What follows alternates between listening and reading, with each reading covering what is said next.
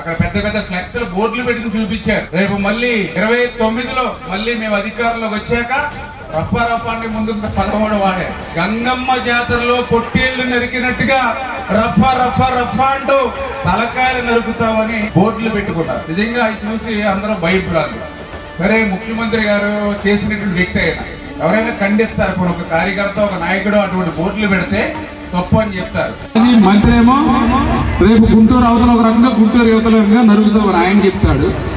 పోనీ జగన్మోహన్ రెడ్డి గారు ఏం చెప్పారో తెలుసా? మొన్న ప్రెస్ మీట్ లో చాలా మంది విలేకరులు అడిగారు, మీ నాయకులు కార్యకర్తలు రేపు రఫా నరికేస్తామన్నారంటే ఆయన ఏం చెప్పాడో తెలుసా? అందులో తప్పే ఉంది, మంచిదే కదా అని చెప్తూ ఉన్నాడు ఆయన. రఫా నరికేస్తాం మంచిది.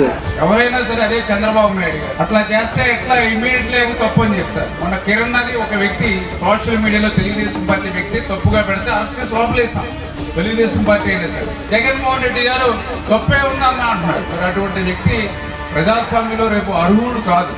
చేత మళ్ళీ మన దగ్గరికి వచ్చి కళ్ళబొల్లి కౌరులు చెప్తారు, మాయ మాటలు చెప్తారు, తేనె పోస్తారు, మళ్ళీ వచ్చిన తర్వాత తడిగుడ్డతో గొంతుకు వస్తారు.